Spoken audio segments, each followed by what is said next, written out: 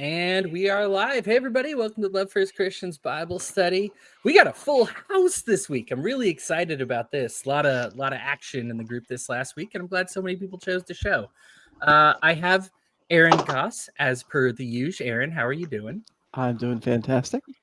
Good. I am Hody Johns. I also have Ben Williams here. Ben, say hello to everybody. Introduce Hey, yourself. everybody. My name is Ben Williams. I live in Fort Wayne, Indiana. This is my first time on here. I've been out of church now for about 2 years and deconstructing and just seeking and asking questions and I'm never not seeking, honestly, is where I'm at. Yeah, So still in the process of deconstructing. very much so. Yeah, that's a good one. I think there's a pressure sometimes to try and rebuild, but I think until we fall. There was somebody who just publicly went converted to Christianity recently, and in my talks with him, a lot of his hang up that he wasn't able to just break it all the way down to the ground and start over anew, right? All these little hang ups, and I think I think letting somebody take the whole thing down before they build it back up is a good deal. So I'm glad you're there. Takes time. Yeah. I don't want to. Obviously, I'm not going to start telling you like, oh, do you really think Jesus was the Son of God? You should say no. I'm not going to be that devil on your shoulder here. But it's good to at least get to a place where, at least in your soul, you're at the ground level. And then I'm also here with Ryan S. Ryan S., why don't you introduce yourself? Yeah, my name is Ryan Shaver. I'm a friend of Aaron's for, 6 years, 7 years like that now. I think I'm originally who invited him back into the church, just from our mutual connection over video games and Pokemon Go specifically. I've kind of gone through a couple of different micro revolutions of faith myself, Ben, so you're not alone there. I did not grow up in the church, but I came to it as a late teenager, and then was really radicalized in that vein of that flavor of Christianity, sort of deconstructed after a couple of church meltdowns, church letdowns, and things like that, and have just been trying to find a more denationalized flavor of Christianity that follows Jesus first and not your local government wherever you happen to be. So, Yep. Christian nationalism is a huge problem, and it is, I am always shocked. I remember growing up, and, we flirted with, of course, the right wing while I was growing up. No surprise there. But it was always one of those, as soon as you mentioned Christian nationalism, it was like welcoming Satan, right? Like everybody's like, no, we're not doing it. No, of course not. That's ridiculous. But politics being what it is, it kind of slowly pulled us that way, and now people are supporting things that, and I grew up with them, I studied with them. They're supporting things that I know they don't believe. I know they never would have believed. Well, maybe they believe it now, but I know they didn't before. It's a tough call. Now, Ryan actually has been with us before, and at least once. Have you been on once? Once, yeah. Once, cool. Well, guys, we actually have a really, I'd love to just talk about everything that we got going on, but we have a lot in terms of current events and in terms of the Bible reading this last week. So you guys cool if we kind of jump into it? Yeah. Roger. All right, cool. Aaron, you had a lot. I had a stacked pile of stuff. Yeah. Okay, so my first part was in Leviticus. I know we've talked about Leviticus several times, and that we tend to stay away from the more egregious, like this doesn't seem right, because it was law at the time, and we just divorce ourselves from it. But this particular writing, it was, I don't remember what chapter it was, but it was verse 16 through 23 in one section, and then another one that was 18, 19, and 20 in another. And it was all about how if an animal was quote unquote defective, I'm using air quotes, but they're getting cut in, they're disappearing. Sure, they're my defective, fingers. they're no longer acceptable for God's sacrifices. And combined with, like, it goes on and on and on about how if a person has any sort of defects. Like, say, for instance, they're hunchbacked or dwarfed, or they have damaged testicles or whatever, that they're not fit to offer sacrifices. And beyond just the standard amount of Levitical distance that I put between, taking anything at, face value, that really seemed almost eugenicist to me. And I was wondering what your thoughts were on it. And then I have another part that I want to add to that after the fact, but I wanted to get your initial thoughts. Cool. Bray says, "What up, fam?" Bray is obviously regular. Hey, He's with the Love First Christians, but he likes to do the chat, and so we will let him participate in the chat. I am so glad we actually have Ben and Ryan here this week, because I think my answer at this point is almost stale. I do believe there are parts of Leviticus and Numbers, and heck, even in the New Testament, that mankind has interpreted the will of God in a way that I don't believe is correct. In this particular case, I will make a little bit of a case that there is actually an anti-eugenics thing about it, because if you sacrifice your best, supposedly the quality of your product should be lesser. And one of the ideas through these sacrifices that God is trying to prove is that this nation can get ahead even if we sacrifice our best, because it's not it's not genetics that put us on top. It's God's love for us that puts us on top, that gives us those graces. As far as the human being stuff though goes, Aaron, I'm right there with you. I truly believe that we look at the love that Christ had for those who had deformities, who had problems. The priesthood is not there, to just be for the all powerful. I believe that anybody who has a problem physically may even have spiritual gifts from that problem that can help, that we can learn from in our own lives. And so I would interpret this as something that, much like executing slaves, much like beating children, I'm going to give my stock answer that I believe that these people believed that it was the will of God that we do this, but I don't think it was.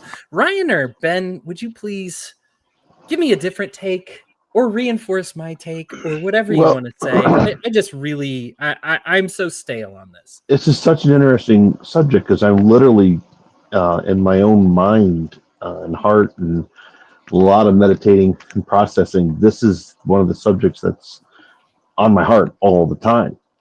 And the conclusion I've come to is realizing, first of all, that the Bible is not infallible. Second of all, the Bible is not actually God. It's not the word of God. It's man's, it's not. And when I read some of the stuff in the Old Testament, this is something that's been setting me back in my deconstructing for a couple of years, is like, how is this stuff okay? And I finally realized it's not okay. It's just not. And I'm wondering, okay, in our current look what happens even now when when people interpret anything from God, they add their bias, their slant to the interpretation. And it is called inspired.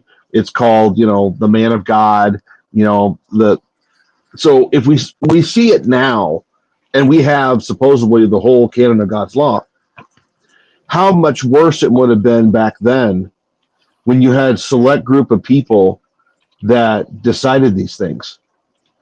And the cultural, you got to figure out the cultural aspect. It was a very, very, very patriarchal system. Women were just property back then. And so Christianity or Old Testament worship of God started in the midst of these tribal groups.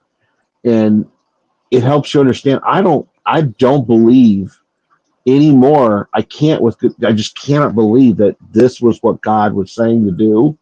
And I believe it was man adding their interpretation into it, and then they polluted it. And and then we get to the final chapter, and God said, "Hey, it's all over. I'm the final sacrifice anyway, so it's all over anyway." So here's a head, and he rent the tipple, the curtain right down. And I think this is how I interpret it. That was God giving the middle finger to the Jewish law system. Hey guys, this is so screwed up, and just rip that curtain down. Love it. Ryan, I am going to give you a shot. Before I do that, Bray is actually going to reinforce what Ben just said, which is what I'm going to put it in now. He just says, just want to reiterate that the Torah has nothing to do with divine inspiration. It's about 90%, and it's 90% about cultural identity, social politics, and regional disputes. The unblemished animal. This is a good point, and I'm aware of this symbol. And it's a valid way to interpret what's going on. So the unblemished animal sacrifice is a representation of the sacrifice of Christ, but the meaning of the Messiah was lost during the demiurgic period when the sacrifice became the warrior. All right. Wow. Thanks for that, Bray. Go ahead. Specifically, the part that I'm most interested in hearing about was Leviticus 21:16. And 21:16. Okay. To the end of 22, or to the beginning of 22, I should say. Okay. And if you want me to buy you a little time, I can even put that up on the screen real quick here. I've got it here. Yeah, I forgot to do chapters. I just did verses, which doesn't help. No worries. I want to make sure I'm specifically talking about the section you had questions about, but in general, full transparency, I am coming from a Christian background that believes the Bible is the inspired word of God, that it is infallible in its teaching and instruction about how we are to follow God, obey God, serve Christ, love other people, and that sort of thing. But all of the sacrifices in the Old Testament have to be seen, in my mind, in light of the fall of Adam and Eve in the garden. And this comes back to a recurring motif that you see. Sin has to be met with a sacrifice. And for the entirety of the Old Testament, it wasn't even erasing sin. It was more or less covering it, like temporarily putting it under the rug as a demonstration, as it were, of God's holy nature and our fallen nature. And so anytime you see sacrifices, it's in light of that. With that, we have the benefit of now of hindsight looking back on this, where it points back to the sacrifice of Jesus. It was pointing the way in such a way that man can't reconcile himself back to God. So all of whether you agree it's the word of God or not, that's kind of what the ancient Near Eastern scholars are working with in terms of culture. It's very similar to the other religions and other societies around it. Judaism didn't spring up out of nowhere. It was a faction, or it was a factor of its cultural and country surroundings, and all of them had some kind of sacrifice ceremony. Yeah. The ones that are mentioned in the Old Testament, as we see this, they are with the idea in mind that you have fallen, something has to die to repair the relationship, ultimately, so that it can point forward to Christ. And that's the framework that I believe the Old Testament is operating under. It is operating under that mentality because ultimately it's trying to prove nobody can be good enough. And I think that is what makes Christianity so attractive, is it's the great equalizer, right? It's saying your sin and my sin aren't fundamentally differently weighed on the scales. They're both sin, they're both separated us. The only equalizer is the grace that came through Jesus. And ultimately, through the Old Testament, it was a foreshadowing or looking forward, with the understanding that there really wasn't any Old Testament provision or Old Testament commands for known willing sins. It was for accidental sins, was mostly the view that they had in mind. Like, you didn't know this was a sin, you were ignorant, you didn't mean to do it. This was not willful antagonism or willful offense against your brother, your neighbor, your cousin, your sister, the people across the way. They didn't really have a concept for that, which is where a lot of the modern, well, not even modern, some of the ancient Catholic tradition came from, that there are two tiers of sin, and cardinal sins, and then ordinary sins that can be absoluted by the father, the local father, the preacher, the priest, as it were, when you go to confession, because those mortal sins, as it were a sort of you knew or you should have known better. Now, that's, again, it's not to say that you have to believe that that is the word of God, But even approaching it as just a strictly literary book or series of books, all of these are products of their ancient Near Eastern culture. All of them had some Mhm. sort of sacrifice motif. What I think distinguished Israel was that this was a people that were coming out of hundreds of years of slavery, that were subject to Egyptian laws, Egyptian gods, Egyptian ceremony, and some of these laws are in very stark contrast to the culture they were coming out of. And it's almost like God was setting the stage for how ultimately they would have to now find a new national identity as a people distinct from the other ancient Near Eastern societies and cultures. So I don't have some specifics. Like I'm looking over this particular passage that you shared about, the Lord spoken to Moses, but like, I guess my real question was, why does through whether you're taking the perspective that the Bible is literal God's word, or you're taking the perspective that the Bible is interpreted through humans and is mhm.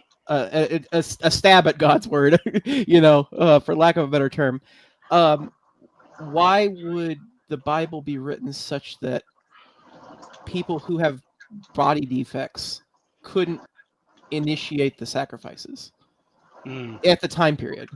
Yeah, yeah, and again, part of that is the idea of sin. And so you have to wrestle with the ancient Near Eastern view of sin and that it's a corrupting force, whether you believe in original sin or you believe we all have sinned on our own, independent of any sort of inheritance spiritually or even genetically, if you want to go to that level of identification, that people. There's a passage that Jesus says, and I think it reflects the very Jewish nature that he was raised in. Right, he was a Jew. He was not a 21st century Western white man. He was very much an Arabic male of his time, and he said, Yep. "The blind cannot lead the blind, or they will both fall into the pit. You need something better than you are." To lead you, to guide you, to sacrifice for you, to make amends, to repair the relationship. And ultimately, the point of this was symbolically, none of you are good enough and worthy enough of your own merits to stand before God. And like Hody, I think, said, a lot of it was to, or it might have been Bray, a lot of it was to point towards the messianic nature that was to come, which we lost in that intertestamental period as they sought more immediate socio-governmental means of implementing, the revolution, the rising of the Messiah. But in these contexts, early in Israeli history, it was trying to counteract some of those practices of like the Babylonians and the Egyptians of sacrificing your firstborn on the merits alone that they are your firstborn. Right, there are a few passages in the Old Testament that kind of reflect that, but some of these are very specifically, it can't be a blemished specimen because something that is blemished is no better than you are. So whether it's the person as the instrument or the sacrifice of the animal itself, it has to be better than what it's trying to cover as a representation of that separation from God. And that's Okay. the way I see that in context. Go ahead. Sorry. So the thought that I have, I'm trying to put my thought, make sure I word this right, because I think I agree with some of what you said. Mostly not anymore. Like that, what you taught was almost verbatim what I was raised under. What I was taught my whole growing up years. My father is a theologian, so he really taught all this stuff quite significantly.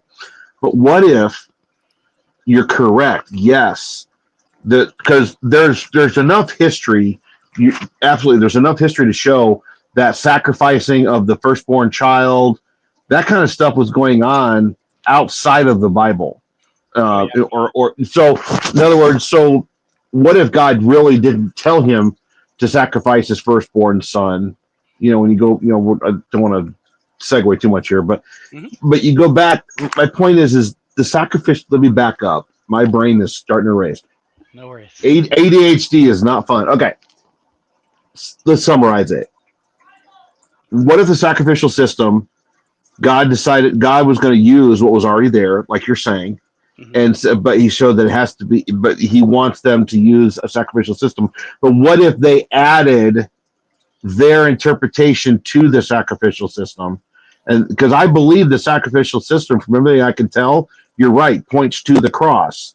But a lot of the rules and regulations, because it just, to me, all of these rules and regulations start to be in direct contrast to a God of love, and because holiness is love, and you cannot have that and have all of these rules. They are diametrically opposed.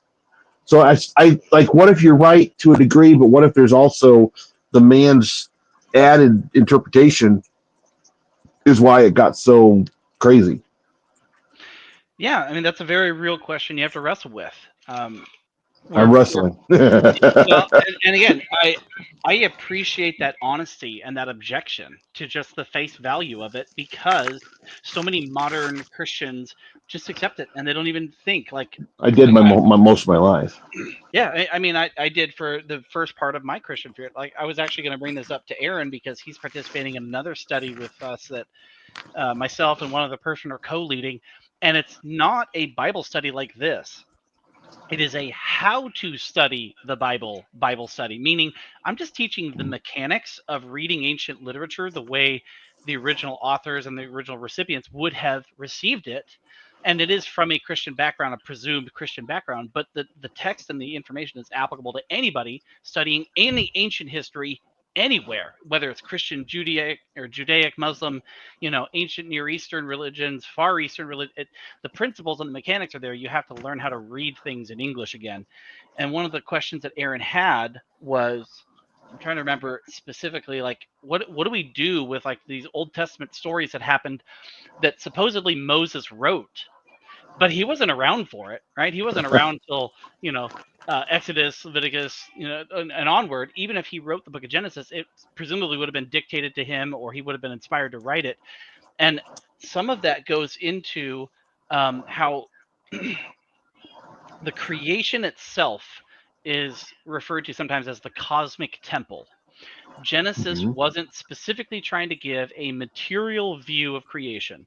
It wasn't specifically trying to give a chronological view of creation. And there's an Old Testament scholar that adheres to this, and actually it was this book here, The Lost World of Genesis 1 by John Walton. And it goes into a series of propositions like, we have to read ancient cosmology. How did creatures, how did beings back then believe everything was created? Which leads to this, which leads to that. And then he finally comes up to like his final thesis, which is that, we don't have to have an antagonistic view of science to understand Genesis. We can actually embrace science.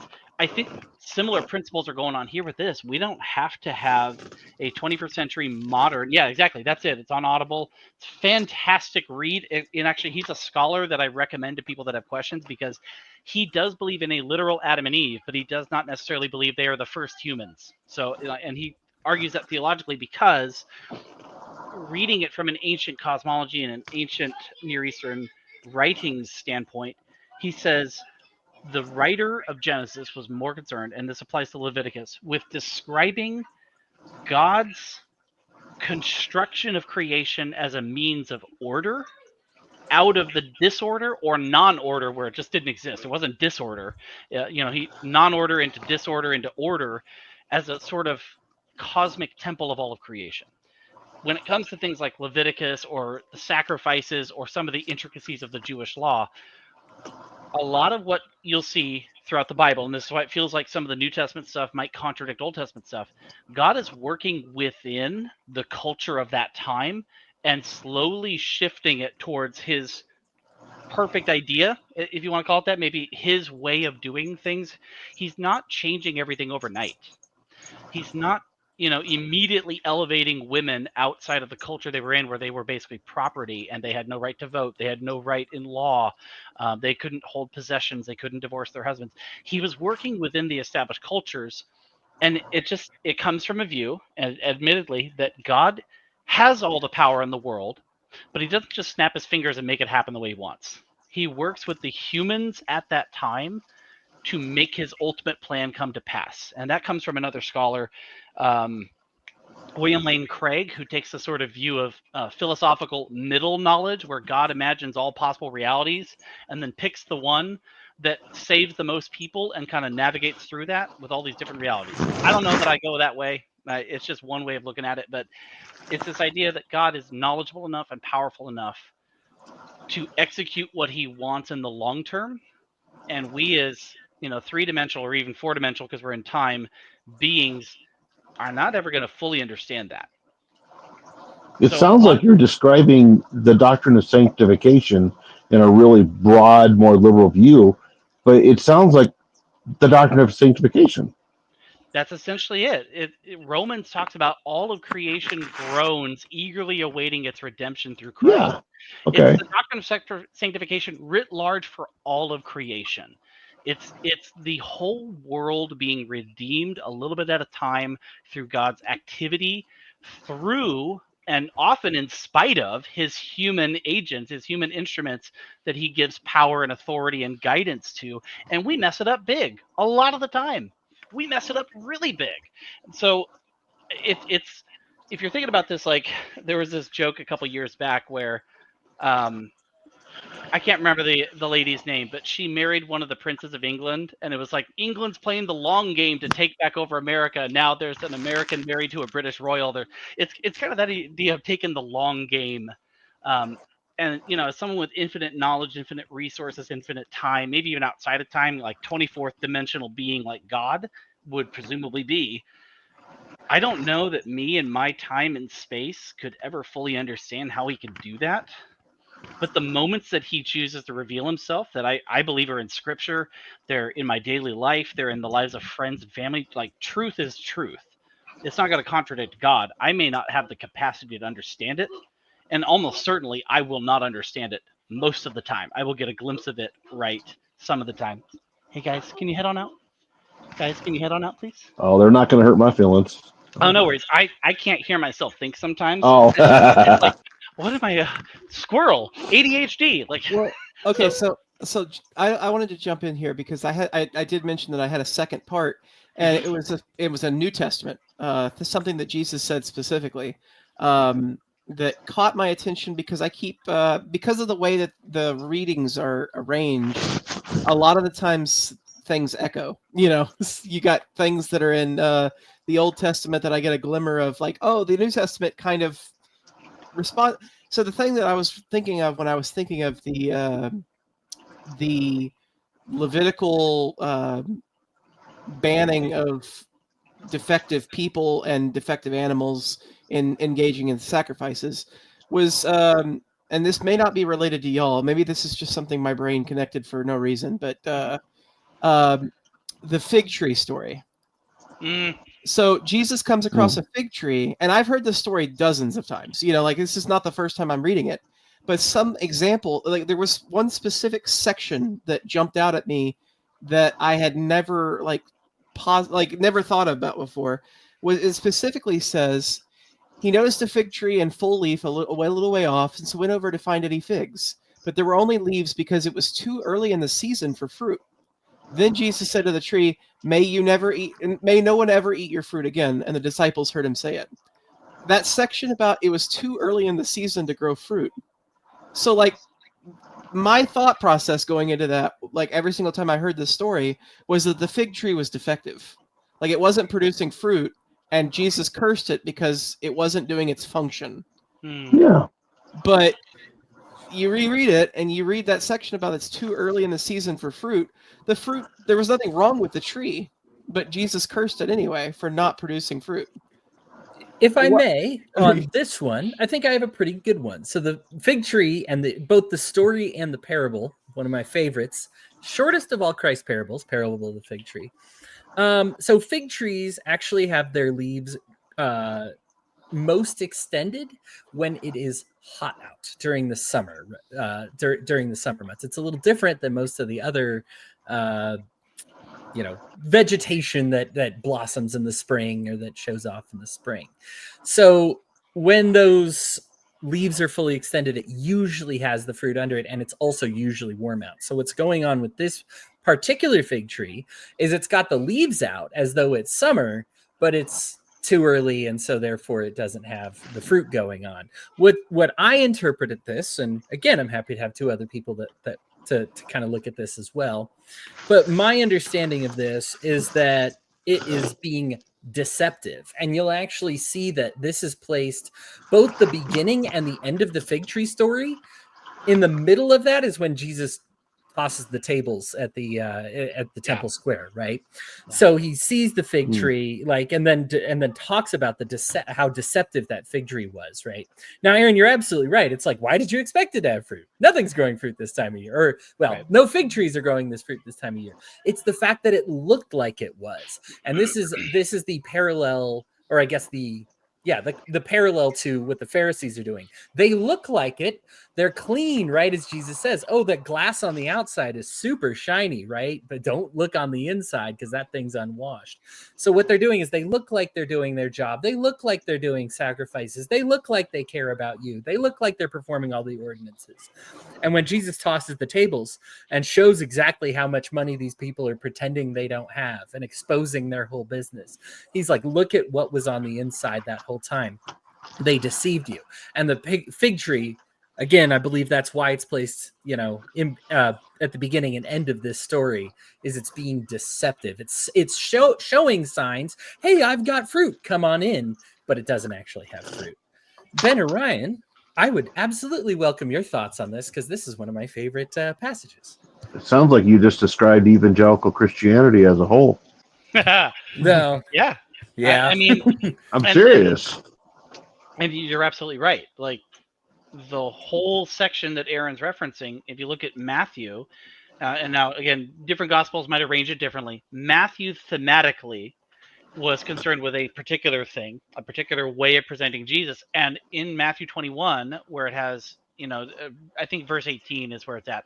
If you look at the three parables before that, or the three little narratives, what are called pericopes, like, it's talking about, okay, there it is. Yeah. So Jesus at the temple. The temple was supposed to be a place that fostered relationship with God through the sacrifices. It was appearing to be one thing, it was doing another. Then it moves on to the fig tree. It was appearing to do one thing, it had done another. Then the parable of the two sons. One that was appearing to do it said, yes, I will do it. Or, one that said, I will not, and then later went and did it anyway. And then the parable of the tenants. So, like, all these parables in here are about appearing to be one way and doing something contrary to that nature. They're all thematically arranged in that section, because Matthew, the arranger of this text, it's not necessarily chronologically where Jesus taught this and then that, then this. In fact, some of the Gospels, if you ever look at like a harmony of the Gospels where it tries to take all the passages, like Matthew 4 aligns with Mark 18, or Mark 4, whatever, you'll see that they have to rearrange some passages because they don't represent things chronologically. They weren't concerned with chronological recounting of history. That was not a consideration that Jewish historians had. So Matthew arranged these thematically because they're all about, essentially, like Hody said, deception against your own nature. Like, you are intentionally deceiving people about your nature. You are one way and you're presenting yourself as another. So Ben, yeah, that's absolutely the problem of evangelical Christianity today. Regardless of how it started, evangelical Christianity has represented itself as do what I say, not what I do. Mhm. And what I do behind closed doors is none of your business, but what you do behind closed doors is absolutely my business, which is, I think, a very poignant precedent in the Pharisees. I mean, Jesus lambasted the Pharisees over and over for being whitewashed tombs. You've presented yourself one way. You're a painted up, pretty tomb. You got a bunch of dead stuff, rotting stuff inside, under the surface. You wash your hands, but your heart is filthy. Like, you clean the outside of the bowl, but what you're consuming is disgusting. And so over and over, Jesus is trying to tell people your inner life, your inner identity needs to be consistent with your outer. And there's actually a section, I think it's, I don't know if it's Jesus, but it's the lukewarm water. I think it's in Revelation, so I think it's God revealing it to John. I'd wish you were either lukewarm or hot or cold. And that's not, as most Christians have heard it, just about being hot for God or cold, you're antagonistic. It's about cold water is refreshing. It is healing. It can help, hot water is cleansing. So what passage was that? Sorry, was that John or was that Revelation? You were right. It is Revelation. Revelation. Yeah. But I saw in Revelation. Yeah, so it's Revelation 3:16. Because you're lukewarm, neither cold nor hot, because you're neither refreshing and helpful, or you're hot, you're medicinal, you're cleansing, I'm going to spit you out of my mouth. He's saying you're lukewarm. You're not good at anything. Most Christians take that as you have to be hot for God, or you have to be against him. That passage doesn't say it. These passages over here do. Jesus went to the highways and hedges. He went to the criminals and the tax collectors and the prostitutes and the sinners, because he said these people are not lying about who they are. They know who they are. They know they need help, or maybe they don't think they need help, but they're not lying about who they are.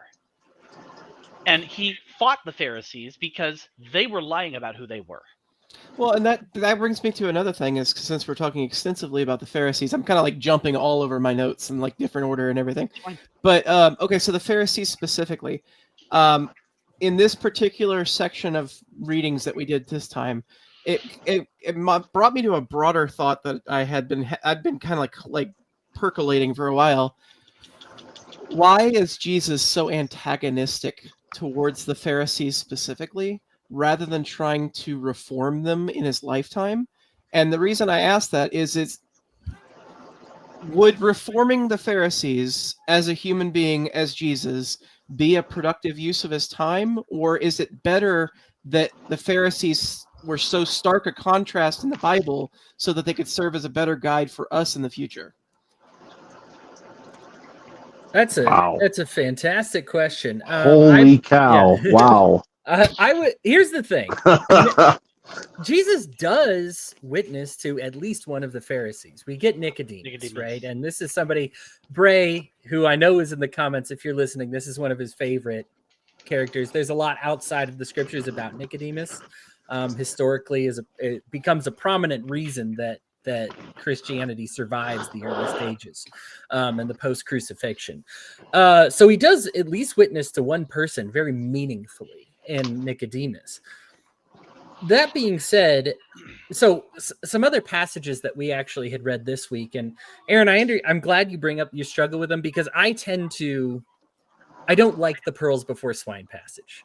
I like to work on people's hearts and just try and try and try. And if Paul can be reformed and he's out murdering people, right? Like, I think I want to believe that my mom, who's just stubborn, can can accept it. And I don't want to ever just like leave somebody behind.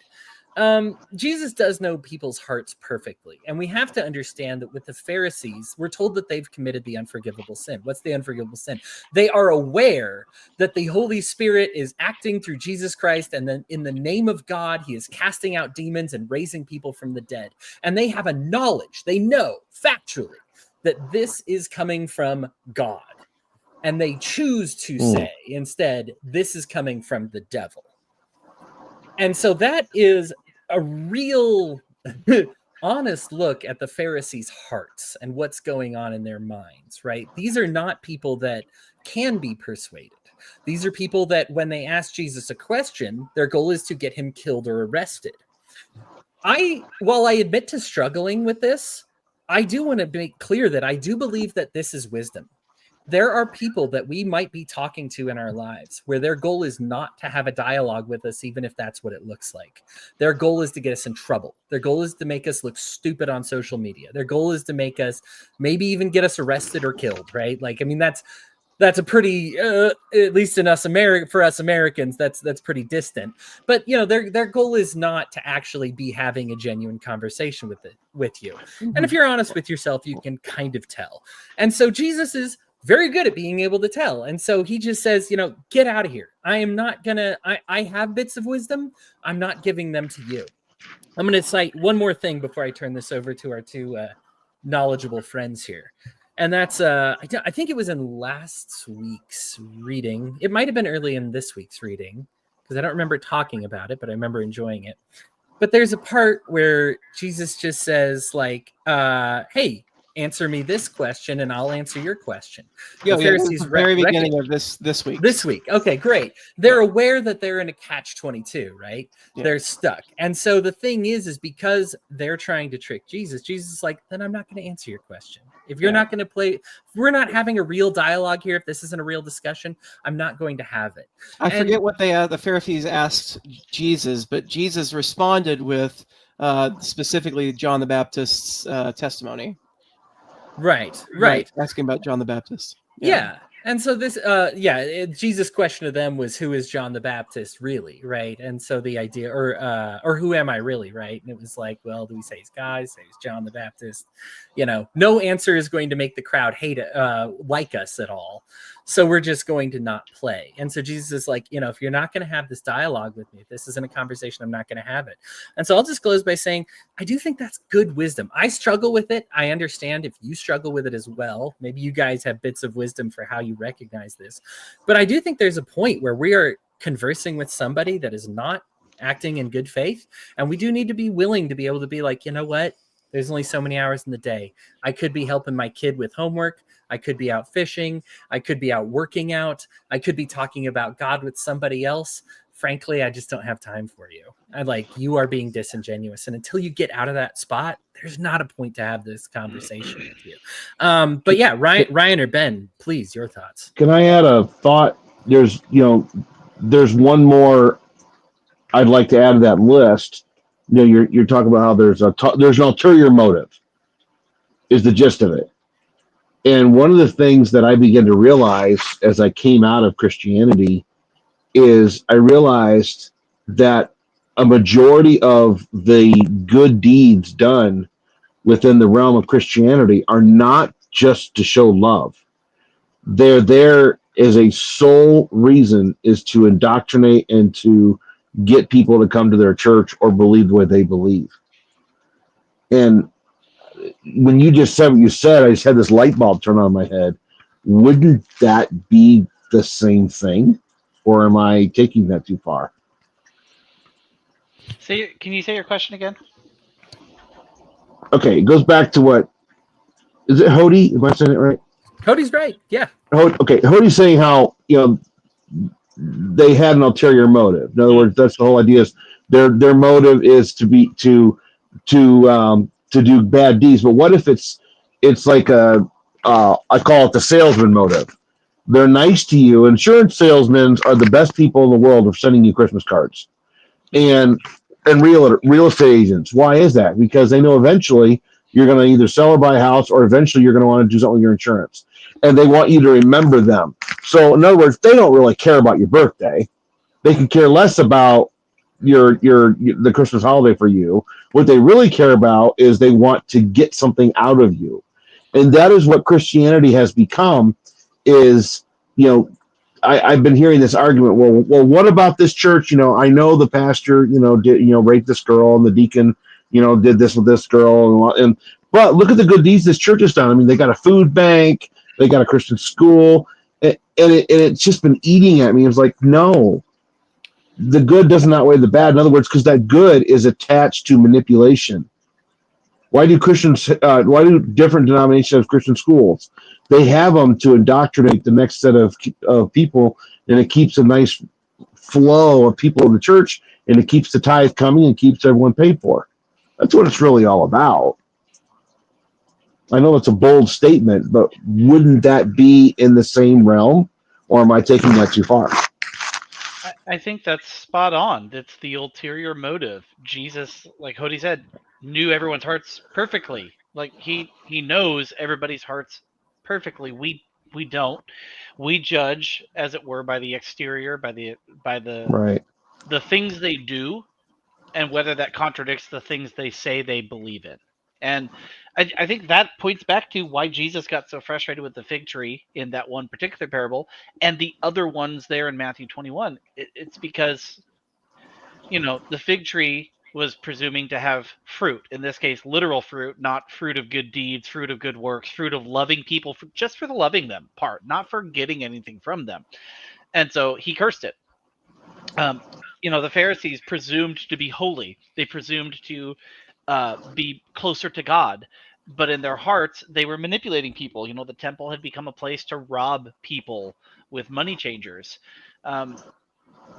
That ulterior motive is what drew me off of Christianity. And after I came into it, I wanted to Hmm. walk away because I I I got tired of hearing love the sinner, hate the sin, and having that be used as a weapon to try to evangelize. I Like hate that statement. I hate that. I I think all we could do as humans, as finite, brains in a single place and time, could do is look at the outside and what people are doing. I think the best places, yeah, you need to send in 3,500. You need to get, send in 35,000. You need to send in that. If you don't, you're not going to get blessed. You're not going to see sustainment. Yeah, it's the what I don't even. It's so far out of my health and wellness gospel, like the health and wealth gospel. It's just if you want healing, if you want health, if you want riches, you've got to do these things. And I mean, there's this section that we just went through where it talks about good deeds flow out of the overflow of your heart. I think it's Matthew chapter 12, verse 34 and 35. It's like 1, 2, 3, 4, 5. It's how I remember it, where it talks about good deeds overflow out of the goodness in your heart, and bad deeds flow out of the badness in your heart. And to that end, the bad deeds can look like good deeds because you're doing it in a manipulative way. You're doing it in a way that is Yeah. an ulterior motive. I like to tell people, I don't have an ulterior motive. I have an ultimate motive. I'm not trying to hide this from you. This is what I want from you. And I know that a certain amount of human capital, human goodwill has to be earned. A certain amount of trust has to be earned. But I've become more transparent about that in every aspect. And I've also just stopped evangelizing. So it's not like I'm trying to evangelize you and that's why I'm doing these good things. I want to be friends with you or I don't. You know, it's usually in the business context where I'm like, hey, I'm doing this, but would you help me out with something? And it's more like, hey, I need this process followed or I need this, documentation or something. In exchange, what can I help you with? It's not from a result of my faith. It's a result of the give and exchange of people needing things from each other in a community. From a religious standpoint, yeah, make a tree good and its fruit will be good. If you have a tree that is spitting out rotten fruit, that means the tree is rotten. Not that the fruit is ultimately good, but there's just that little worm in it, right? It's this idea that you can fool people sometimes. You can't fool God ever. And be careful if Right. you fool yourself. Because if you fool yourself, you're hosed. You can't even correct the problem because you don't know there's a problem. You don't know there's a problem at all. So, like, I'm not on this call to try to persuade anybody to become a Christian. What I am on this call to help do is share what I believe about the scriptures and the struggles that I've gone through to get there in hopes that that might be hope I can share, not force, but share with somebody at the right moment in time that is open, that is receptive, that's here in good faith. Like, I want to come back to Aaron's question, but I'll wrap this up first. That I don't think I know any more than the next guy. Um, I know what I know a lot of the time, and I also know what I don't know. I'm very aware of that, and that's having gone to a Bible college and for a degree path where I was going to study Greek and Hebrew with the hope of teaching the next generation of pastors and church leaders how to not beat up their churches with it. I was going to study the Bible for a living and teach future pastors and leaders to study the Bible to not beat people up, because that's where I came from as a background, as someone being beat up with the Bible and with good deeds. Like, my family was religious.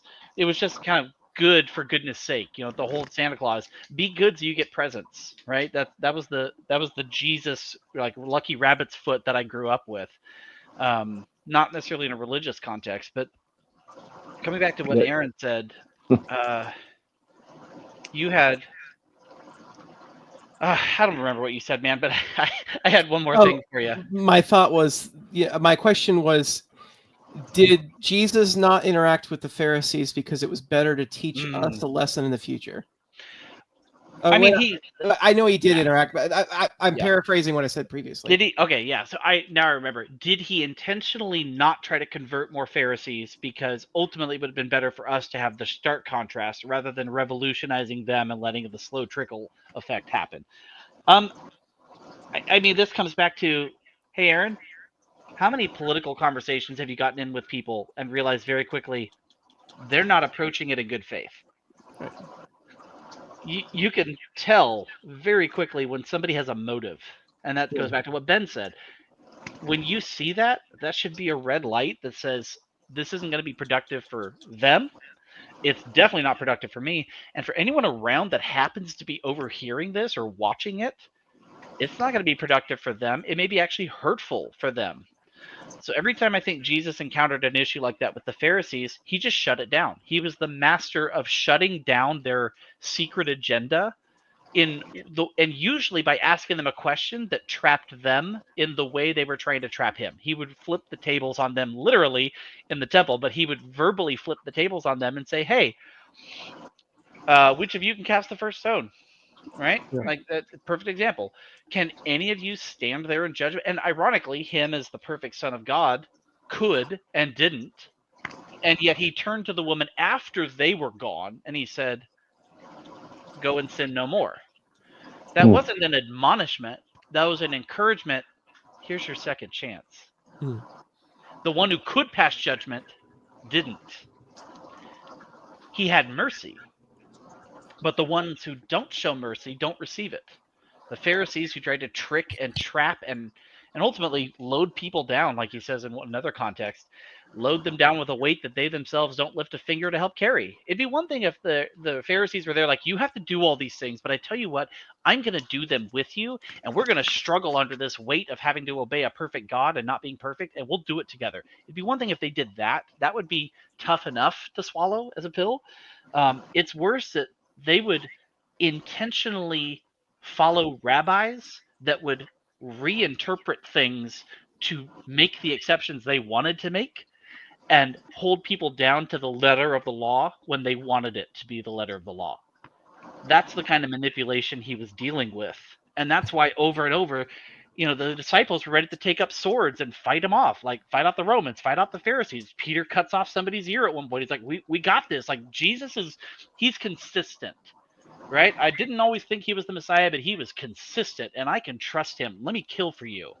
And Jesus goes, dude, it's not about a physical revolution. Because, again, it's part of that long view. Just, I think, personally, answer your question point blank, it would have been detrimental to try to slowly reform the Pharisees. I think for the few like Nick, and there are more, they're not named necessarily, there are more Pharisees that believed Jesus was the Messiah and would not publicly state it for fear of retribution. It does say that. They would not state it for fear of retribution. They and Nicodemus are ultimately part of why Paul is cast out at one point instead of killed. There's a passage in the book of Acts where, like, Nicodemus is the instrument, but there were others on his side that said, no, we believe this person, Paul, and Jesus ultimately, is of God, and so we can't kill him. Let's exile him, because at least then our consciences are clean. They wash their hands of him. I think ultimately that was God orchestrated, God guided, God controlled to help keep the message of the early church alive long enough that it could have the impact that we've seen in history. And the impact originally, like, the church was incredibly instrumental in the creation of schools and hospitals and general welfare and care.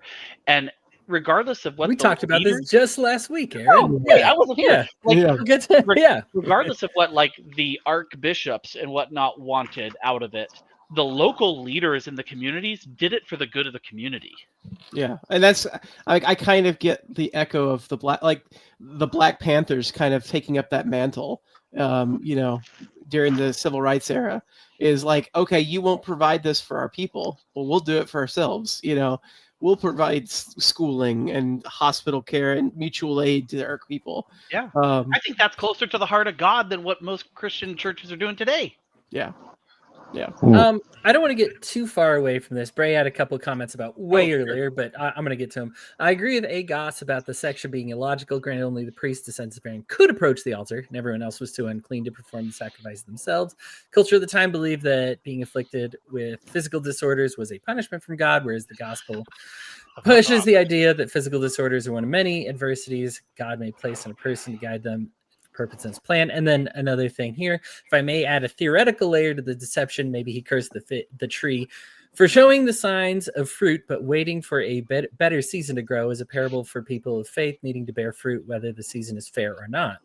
And yes, the story of Christ and Nick is one of my favorites. Bray likes Nicodemus so much, he's got a nickname for him.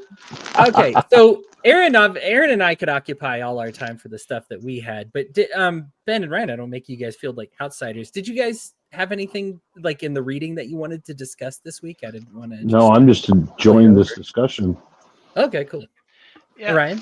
I mean, just to comment on what Bray said, the culture of the time believed that to be afflicted with physical disorders was a punishment from God.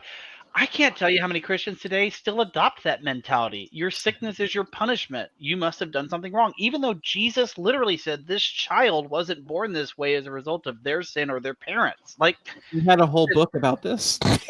Job. like the whole point of it being we are so small-minded.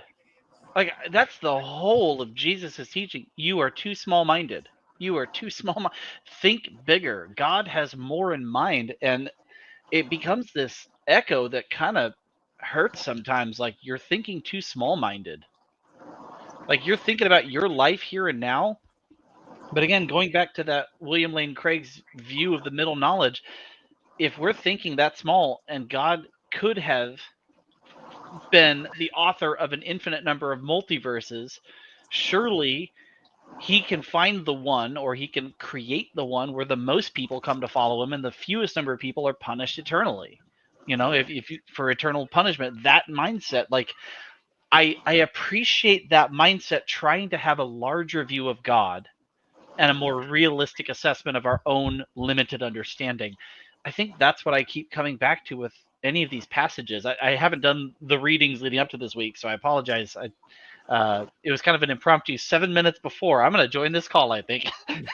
I saw the announcement that Hody was going to be a little bit late, and I'm like, I think this is a week I need to sit in. And so I just keep coming back to, we need to have a bigger view of God. Not a 21st century Western American God. And I want to be careful when I talk about Christianity. What I want to talk about is my experience of 21st century Western Christianity. Because there are Christianity groups in other countries, namely Africa is a huge one, where their faith looks nothing like ours, but I believe they're following Jesus better because they have a bigger view of God and a smaller view of their own self-importance. Yeah, when I say evangelical Christianity, I mean Western Christianity. That's what I mean. Absolutely. And Aaron, he just brought up this. So in our study, he was talking about, evangelical. It's like a pejorative word today. It didn't originally start out that way. It started as like evangelical or evangelos, the good news, like the ones who bring the good news. It started as a representative of, we believe God has given us a mission and a purpose to share the good news of Christ's reconciliation. And so that's where, again, Billy Graham and some of the evangelists of that time kind of popularized the term. But what it's come to boil down to today is Christian nationalism for America. Really is what it is. That's evangelicalism today. I don't feel comfortable calling myself an evangelical, even though I don't either. I can't. I would probably fit solidly within the Methodist / 19th century revival period of evangelical faith doctrinally. The way I think about justice, the way I think about social justice, the way I think about what Jesus came to do and what he is doing, I can't, in good faith, throw my hat with evangelicals today. I can't say that because it misrepresents what I actually believe. And I think also, I'm not going to beat the culture's understanding of what evangelicalism is. So that's not a good faith argument to start. Yeah, I feel you. This is actually why I stopped calling myself a capitalist. Is like I could read all the early capitalist stuff and be like, this is what I'm all about. But what it's become, like what people think of when they think of that, I'm just like, nah. No, I am not a capitalist. Yeah. All right, let me I'm gonna interject one thing, and then Aaron, you can just I was gonna say I've taken up half our time and I've only asked 2 questions, so that's okay. So we got into the concept of Jubilee during the reading this week, and this is probably a good one for this group since they're so well educated. I'm gonna oversimplify it, and so feel free to add any corrections or whatever, just because I'm just trying to go over it from a basic standpoint, but that every 50 years, all land and houses go back to their original owners to which they were sold. New houses are owned by your family. Of course, you can sell your house, but ultimately that price changes depending on, if you sell it with 49 years until the Jubilee, you're going to get a huge price on the house. Whereas if you sell it with 2 months to go, you're going to get a very small amount from the house. There is definitely a correlation, and I don't know if I can say this. It's in the scriptures in here, but I definitely feel it in my soul that there's definitely correlation between what we would call property, and I don't want to get into the socialist capitalist stuff. I can see how everybody feels about that already here. But the idea that there is something in our soul about matter and property and how we interact with it. C.S. Lewis has this great quote where he says, "There's no good in trying to be more spiritual than God. God never meant man to be a purely spiritual creature. That is why he uses material things like bread and wine to put the new life into us. We may think this rather crude and unspiritual. God does not. He invented eating. He likes matter. He invented it." So we are, well, it's funny because there's this saying that we're not earthly beings have a spirit, or we're not earthly beings have a spiritual journey. We're spiritual beings have an earthly journey. But I don't think either of those are necessarily correct. I think there's a kind of fusion between those two, right? Like we are having an earthly journey and we're having a spiritual journey, and we are both physical and spiritual. When we talk about the soul, the difference between that and the spirit is the soul is the union of your spirit and your body, right? The combination of those two things. There is an idea that what is yours, and having something, having a home, having a place to call your own is something that I do believe is divine. While we are obviously having natural objections to a lot of the things in the Old Testament, I do think that there's something to be said for the fact that they did recognize that there's always a place that is always going to be yours if you want it to be, and a place that you can call your own. And once you have it, nobody can dictate what goes on there. It is yours. And you can sell it, sure, but it'll end up coming back to you. You can't like rob your kids out of it, for example. This also stops one person from hoarding and hoarding and hoarding and hoarding until nobody's got any homes anymore. Those are just kind of my basic thoughts about it. It is this concept of Jubilee, and I would just be curious to throw that around to you guys to see how you felt about it. Aaron, I know you've given thoughts about Jubilee in the past, so I guess I'll start with you and some of your thoughts there. Yeah, so I mean, first off, I was reading it this time, and it's like you said, it's not something that we haven't talked about before, but the things that came to mind this time for me was that you have every 49 years. You have the returning of all of what was taken, either by any means, you return them back to the original owners. And I was thinking about 2 things. Firstly, that given people's lifespans during this time period, you're not necessarily giving it to the same person who originally sold it. You're giving it to their descendant, because your average person isn't living to be more than like 35 or so. So, you're likely giving it to their son or their grandson, which is, it's interesting. It's not just the individual, but it's like the lineage. They have a family home.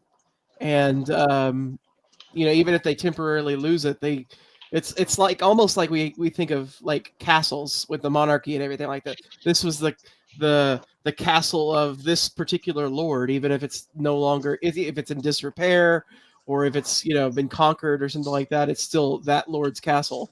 And the other thing I was thinking of is that it's really fascinating.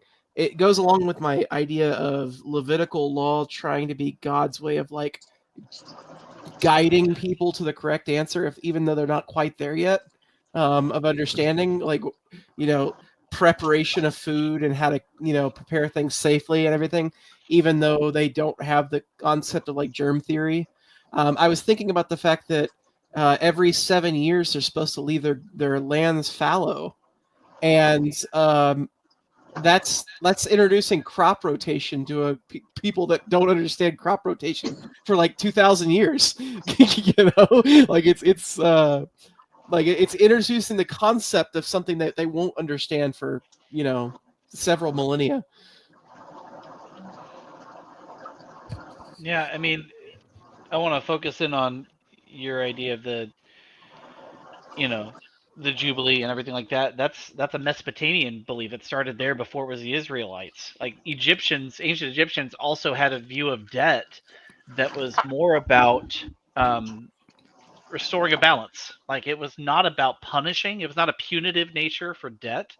That's why there's a lot of talk throughout the Old Testament and a lot of ancient literature in the same time frame of each of those about selling yourself into slavery. It was the idea that you would sell off a debt through your labor that would later be released. It wouldn't be a permanent thing, which is why years and years and years, hundreds of years go by, and the Israelites come out of slavery. God comes back to establishing a social order, a social framework for how to handle debt. That you need to work hard, you need to pay off your debt, but at a certain point there's a recognition that your efforts have to be enough.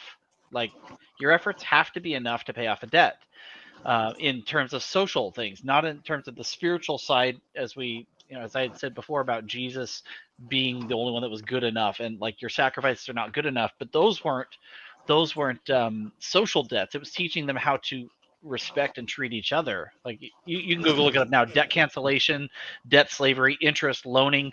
They're not like our modern concepts. We have loan practices today, interest practices that are so malicious in nature, designed to be malicious in nature. That's not historically how debt and interest has been viewed across all of societies. In ancient and even more recent, it was not supposed to be punitive. It was supposed to be like, hey, I don't have this money because I loaned it to you. You're giving it back with a modest amount of interest. But even like in the Old Testament, don't lend it to them with interest. Don't charge them interest for doing this.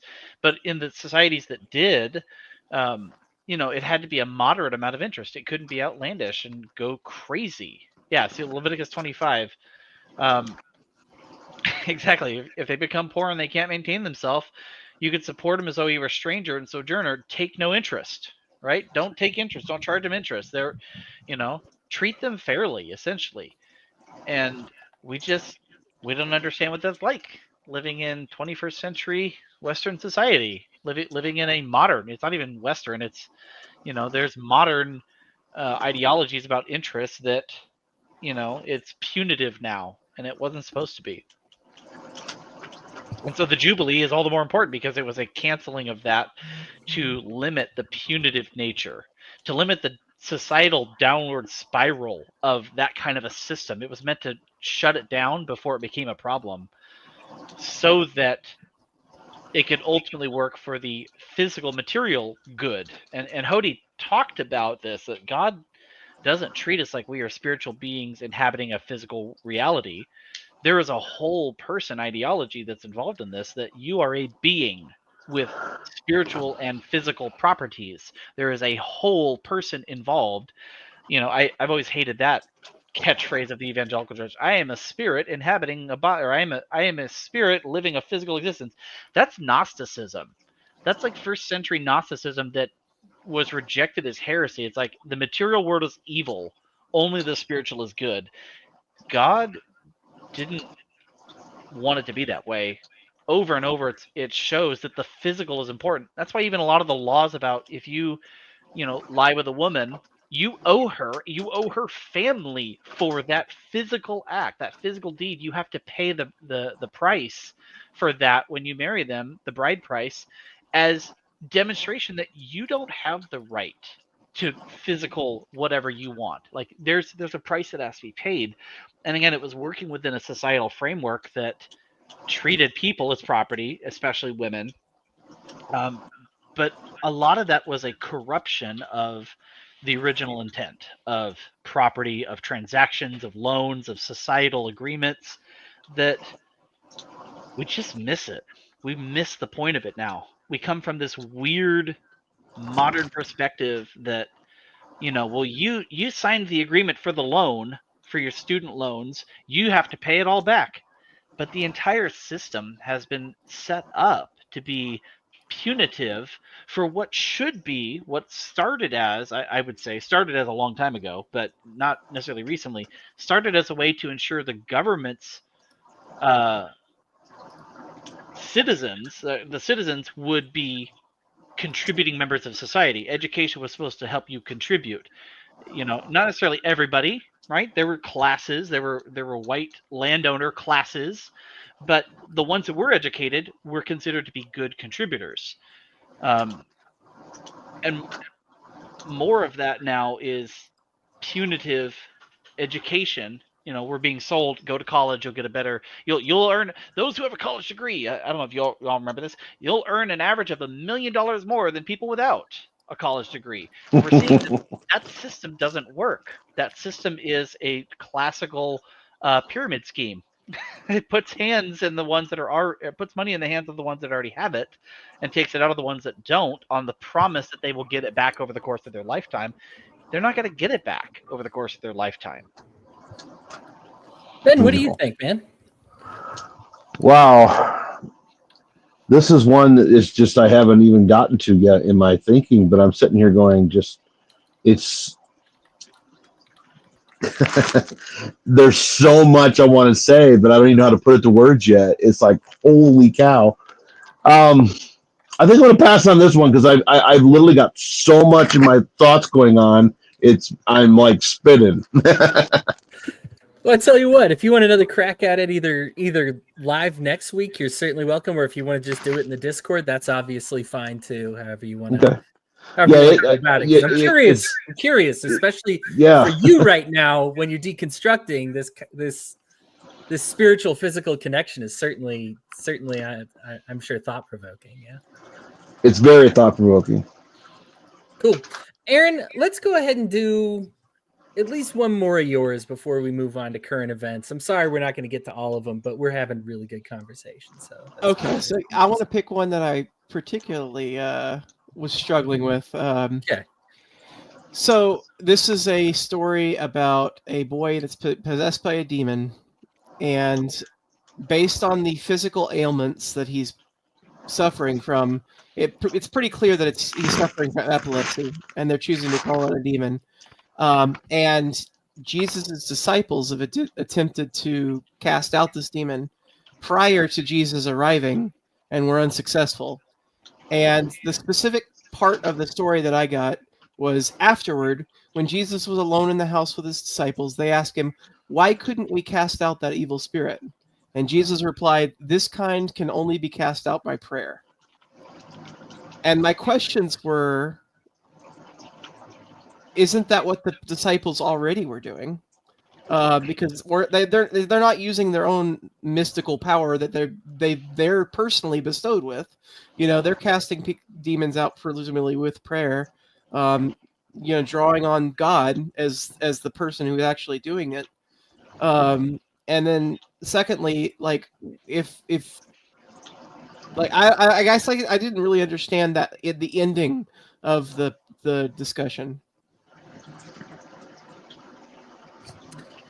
Yeah, so we talked about this last week, and I actually changed my mind based on my conversation with you guys about what all was going on with the demons, and that they were probably talking about actual physical diseases, and when they're casting out demons, they're actually treating some of these ailments. You look at a lot of what we were reading, even with the rituals, right? The rituals in Leviticus, and they're actually just healing techniques, right? You quarantine somebody who's sick, you feed them, you nourish them, you give them good food and water, and you get them better, right? Prevent them from spreading, you know. Right, prevent them from spreading, right? So there's an element of this like casting out demons that is actually just like I'm treating somebody, I'm healing them, right? Like I'm aligning their spine or doing chiropractics or something. But in our society, in the Bible, we've already seen in the Old Testament, we've decided to call this like possessed by a demon or something like that, and this is something that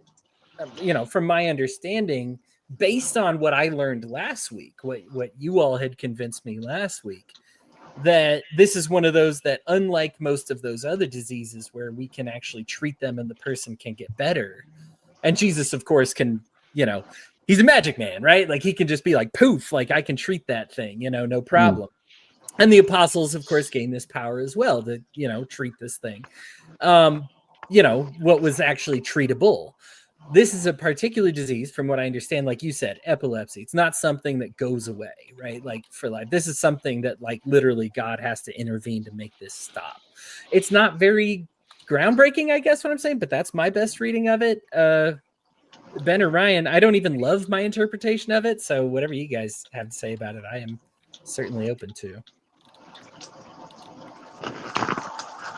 I feel like I've been talking a lot, so I'm going to yield to Ben here and give him his space. I have been taught since I was, a wee baby, a wee lad.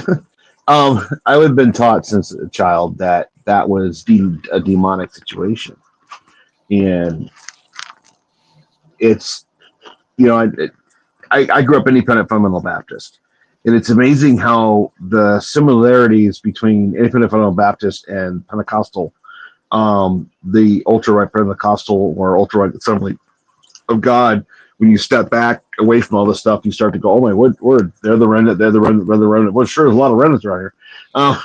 But the demonology, the demon, finding a demon under every core. And I finally came to the conclusion that the reason why they kept finding demons is because that's what they were looking for. They wanted demons to be there. If there's anything I've learned in the Word of God, if you want the Word of God to interpret something the way you want it to do it, it'll happen.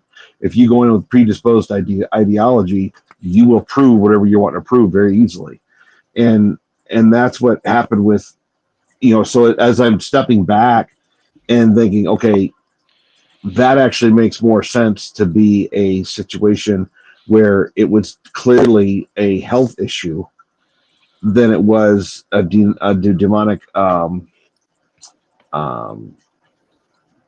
influence.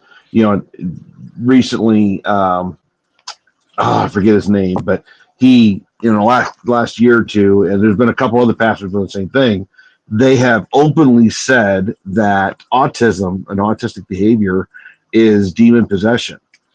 Greg Locke is one of them. I believe is one of them that said that. Yeah, I have never watched the video clip. Well, being that I have a child that I'm pretty sure is on the spectrum, I'm a little bit on the spectrum. I was one of those children that was beat daily. I had beatings every day because I was considered an out of control, rebellious child, and they had to break my will. So the only answer was to just keep beating me.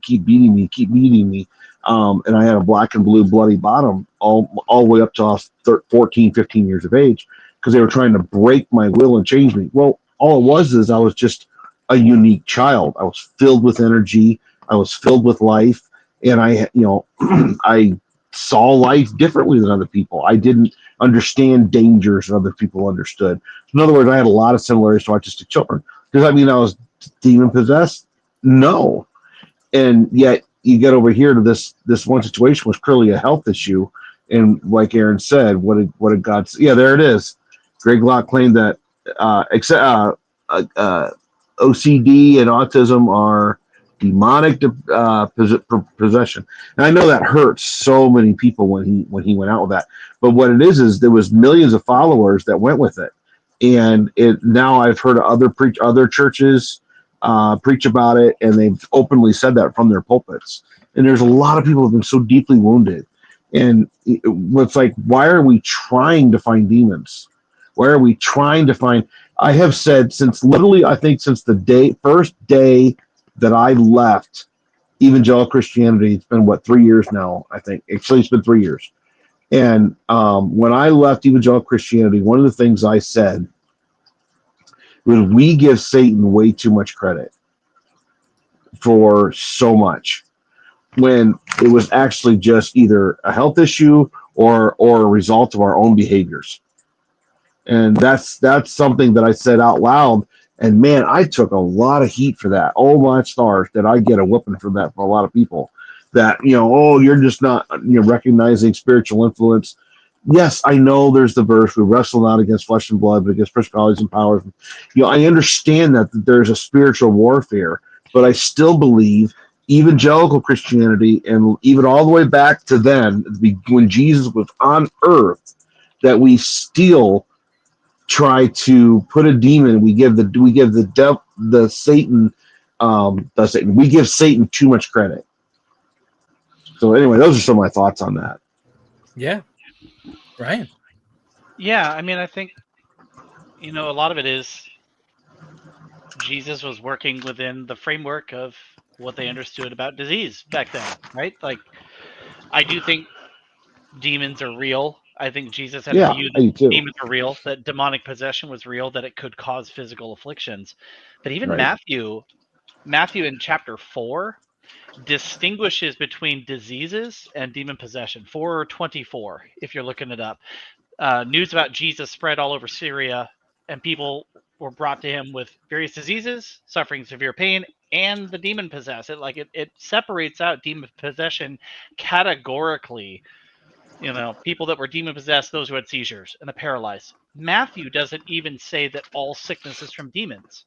So in this particular section, one, it says some manuscripts say in Matthew 17, right? So there's a manuscript tradition there, and this is something that I've told Aaron about, and I think even Hody the last time I was here. I was studying to become a textual critic that would look at the manuscripts and decide which one was earlier and more reliable, and which one was that was my career path, right? And as an excuse to do that, I was going to go teach pastors and future leaders how to not beat up their Bible at the church. So really, I wanted to study ancient dead manuscripts, dusty manuscripts. And so I don't know in this particular passage if the part that is left out, verse 21, that says this demon doesn't leave by prayer and fasting, if that's original to the text or not. What I think is the point of this particular passage is he's rebuking his disciples yet again for a lack of faith, having a small view of God. And like you said, having a large view of the devil, having a large view of elevating demonic, Satan. satanic. Exactly. It's elevating Satan as if he's an equal of God, more than saying, he's real. But I mean, he's a fallen angel. That's kind of the tradition that they believe Satan, or Ha-Satan, the enemy, which later took on a more personal Satan moniker, the enemy, meaning the enemy of God, not as an equal, not as a peer, but as a part of his creation that has set itself against him. An enemy in the sense that it knowingly, willfully chooses not to follow God. It says that this demon wouldn't come out, and some manuscripts say except by prayer and fasting.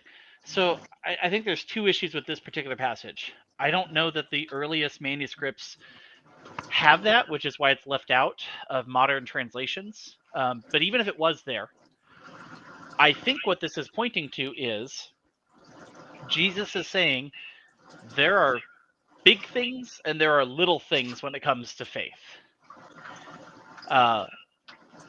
Big issues of faith. And this is another leader that I have read a lot of. His son, as him as a Bible teacher, his son as a 19-year-old killing himself. That is a big matter of faith to continue to trust God and to have faith. A smaller matter, me not finding the parking place I wanted to when I pull up the grocery store.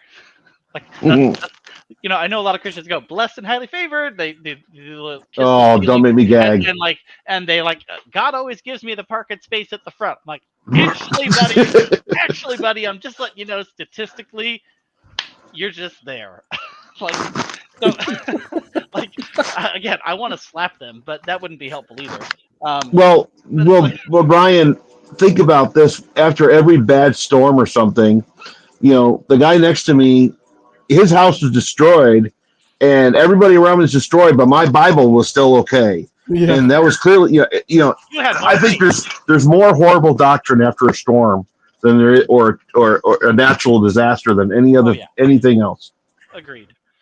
You must have had more faith. Like, right? Give me a Yeah, break here, buddy. Give me a and break. it makes you better than you're literally elevating yourself above your neighbor. It is. It's that human need of comparison. Keeping up with the Joneses is a tale as old as time. Like Cain and Abel. Somehow, for whatever reason, Cain's sacrifice wasn't good enough, and so he got jealous and killed Abel. Right? That's the earliest tale of conflict. Well, I should say the earliest tale is Adam and Eve, if you want to go biblically. But like, second to them and their screw up, their kids had conflict of comparing to one another. And I think that's yet another thing. Like, they think, as the disciples in Matthew 17, coming back to this passage, they think that they can just do anything because they have Jesus. And he's reminding them, yes, I'm with you. That doesn't mean you can do everything.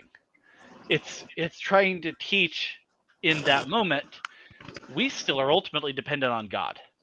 We are ultimately dependent on him, because this kind may not come out by prayer and fasting, and this kind may not come out except by medication and friends and counseling groups, and this kind may not come, like, whether it's a disease or a demon or whatever.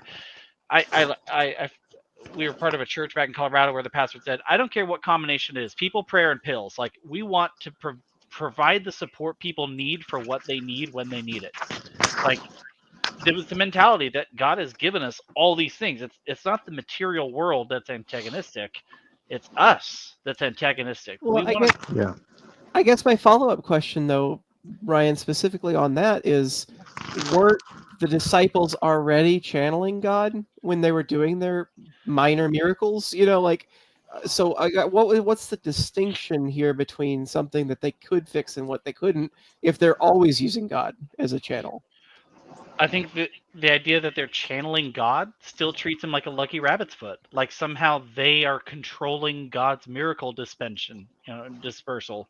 Like, they're not controlling God. It even says that Jesus couldn't do many miracles in that place, and it says in that particular passage because of their lack of faith. I think it was more that their lack of faith, their low view of God. They were looking for demons, and they found demons. Instead, if they were looking for God and for the peace and comfort that his Messiah is here, they might have also gotten the miracle. They might not have. I've heard it said by a couple of pastors that I'm not responsible if God doesn't heal somebody. Like, if I'm praying for healing, why would I be responsible when he does? Like, it was to discourage being afraid to pray for healing, and to encourage people to pray for healing in that context. But also, I think the base lesson there is fine, that I am asking God in prayer to heal. I am asking God to intervene in someone's life. We pray before our other study group. We pray, throughout the week. We pray at the end of the study group, etc. I am asking God to do what he's already going to do. Mostly what I'm asking for when I pray is that I would be aware of it and I would be in line with it, so that I can see it and recognize God in that moment. Otherwise, I get too wrapped up in myself. I'm not asking God to do something he wasn't going to do anyway. I'm asking to be aware of what he was going to do. And if he so chooses, in that moment, to use my prayer as a means of accomplishing his will that he was going to do anyway. Like, use my prayer if that is your will. If not, and I can't tell you a number of times I prayed for my wife's back to be healed. She compressed a disc about 12 years ago, working at a psychological treatment center for troubled kids.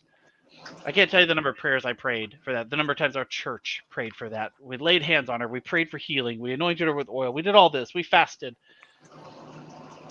And then just one night, we were doing something else. And it was, we had a moment of prayer. And I think the person on the video feed said, someone in there has a lower back issue, and I want you to lay hands on them and pray for them. And in that moment, she said it felt like something warm in her back, and the pain and the numbness and pain, like the kind of the I'm kind of numb in this leg and this leg is pain.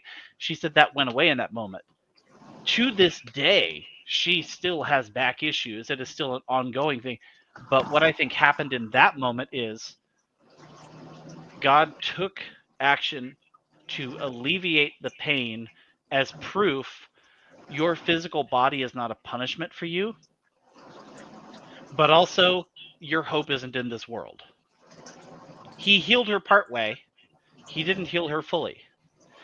There is no explanation medically for what happened. Her disc continued to compress for a while, but the pain and the numbness she felt was gone. And now, if she overexerts herself or if she bends the wrong way, yeah, she'll hurt herself. But she's not always in a state of pain. And it's even gotten to the point where she had to have a surgical line put up her spine to help intercept the pain receptors. But in that moment, for those couple of years, it took being able to walk to the bathroom was no longer painful. And that was an act of God in my mind, that he is here, he is faithful, it's not gone, but he is providing comfort. She still fights back issues, but not like it was before that moment.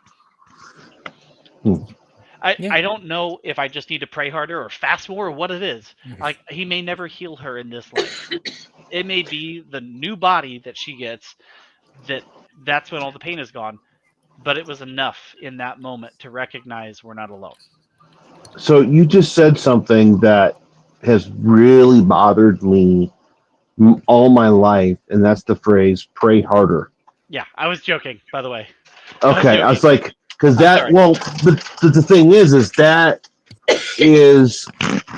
I mean, how many times do we hear that every time we're at a church service or on Facebook or in a Bible study? You know, let's pray harder. Let's earnestly contend for this person, and they turn God into, in my opinion, a narcissistic jackass. Yeah. I don't know how else to say it. He just, it's like, seriously? Yeah. And that is something I really, really struggle over.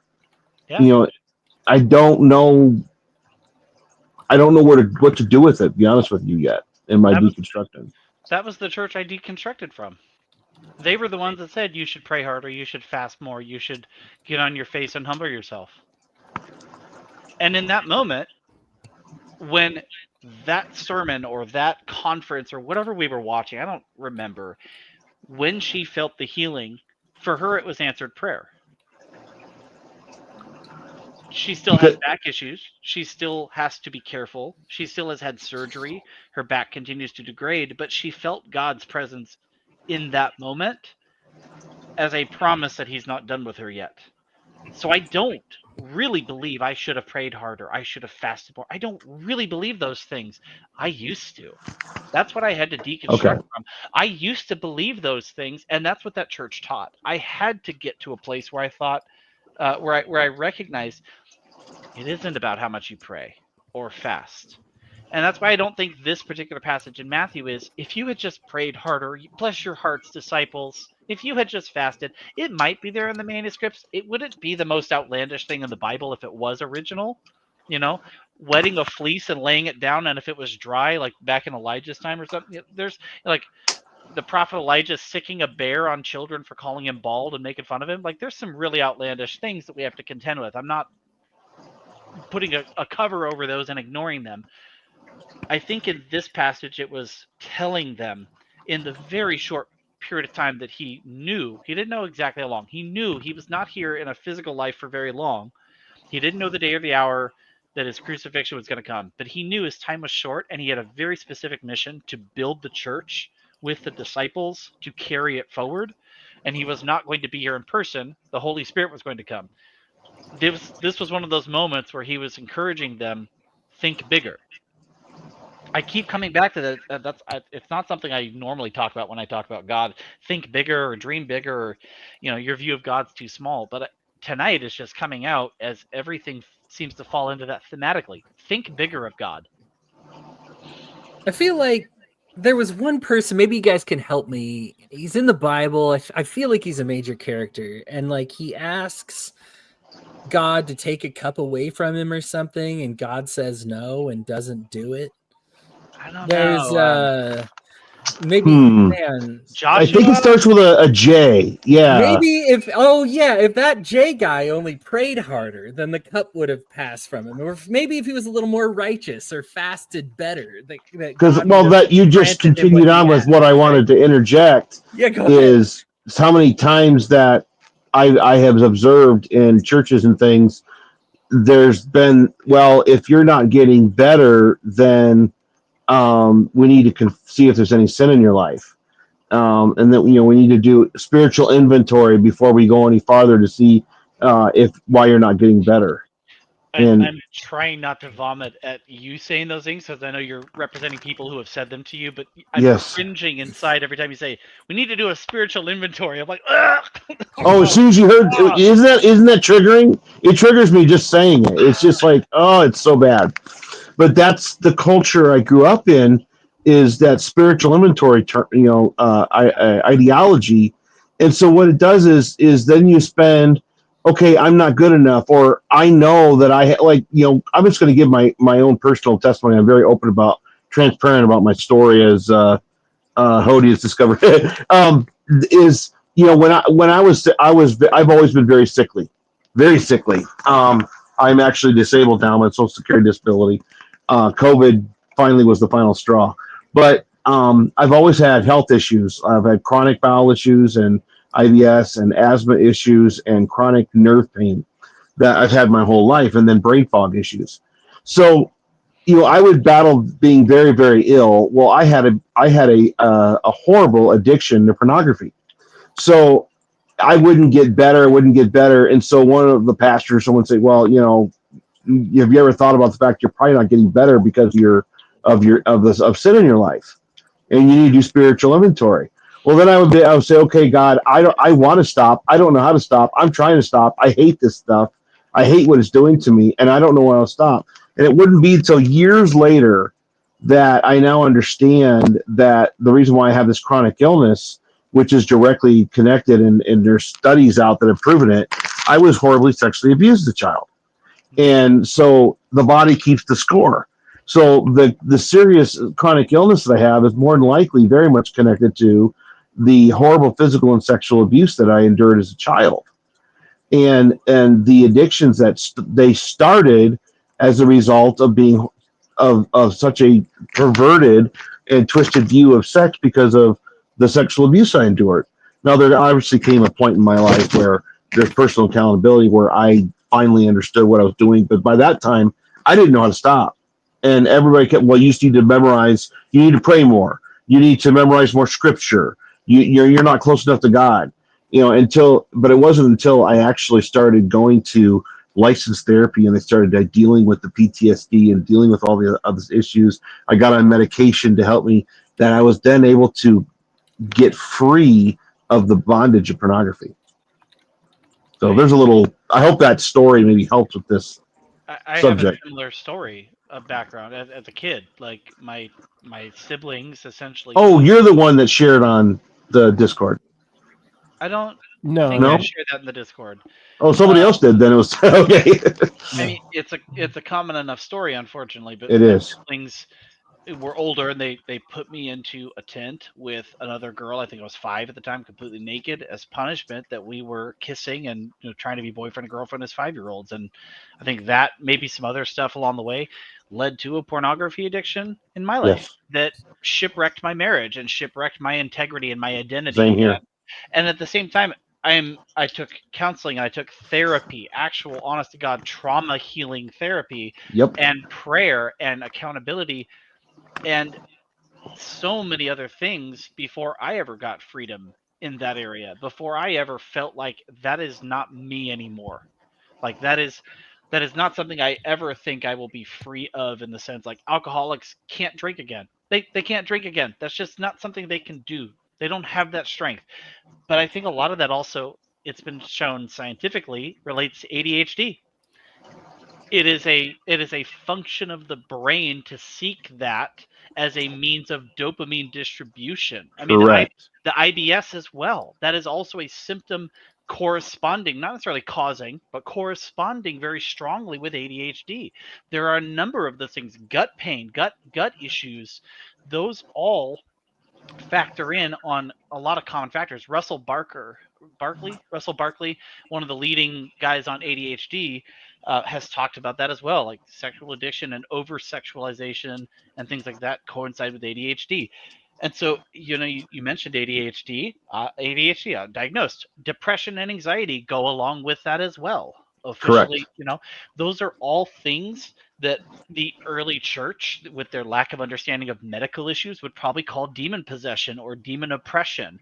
They would have categorically assigned me to a subsection of people who needed God's healing in a demon centered view. And I acknowledge,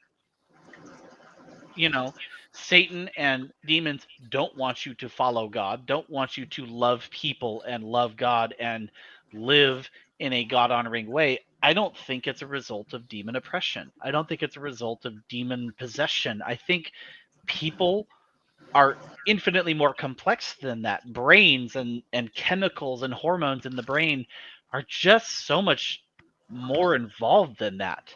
And I think a lot of what's attributed to demons or lack of prayer or lack of faith or things like that just falls on our own limited understanding. We just don't have Yes. a good understanding of humanity, of Absolutely. brains, of how societies work and economics. And there's so many things there. But I mean, if I could say anything encouraging, it's that the only hope that we have is if God is bigger than we are. Because we are so small, we are so limited in our own experience and framework. And I see over and over in the scriptures where Jesus is trying to point people towards a bigger, more powerful, more loving, and yes, more holy God. Not with the sense that he's holy, therefore we must be punished, but to categorically otherize him from his creation, because that's the only hope we could have. If God is like us, he is small and he is screwed up. But if we are in some way like God, in the image of God, right? An image of, an after image, a mirror reflection, not the identity, not the essence, but a reflection or image of, then we have hope for better. We have hope for more. And that's pointing us towards trust and love and hope. Yeah. If you think about demon possession, like just what it literally means, that like you're in Satan's hands, right? Like he has you. We think of like floating on the wall and like babbling around and stuff like that. But I mean, if you have like, schizophrenia or something, like this is literally demon possession. But as Ben mentions, like there's a stigma around that we need to get away from. We need to treat it as schizophrenia. We can, as Christians, acknowledge that this might be something that God, has or allowed Satan to do, or blame it on the devil or something. Sure, that's the adversary. All good gifts come from God. All bad gifts come from somewhere else, right? So, Yep. We can say that, but let's treat it as schizophrenia first and foremost, right? As opposed to just like splash some water on him and hope for the best. All right, so we are in like the last like 15 minutes here, and we have touched on current events, but I do want to play. I'm going to play one thing, and you guys can think about something that you wanted to see this week. I believe the volume successfully plays for these. It's just a little information about Doge. Let me know if this volume is not playing, you guys. Doge cost-cutting effort has published what it calls the wall of receipts. Basically a long list of government contracts and then the savings it's achieved by canceling each of those. When Doge first posted its list, we found problems with all 5 of the 5 largest contracts. The largest savings that Doge claimed to have made on its initial list was an $8 billion savings from a contract cut at the Department of Homeland Security. When we looked at that, we realized the actual number was 8 million, 1/1000th of the claim that they had made. DOJ responded by saying, well, it was an error in the federal contracting system, but they should have known better. And the reason they should have known better is that this contract, this supposed $8 billion contract, came from ICE. Its entire budget is $8 billion.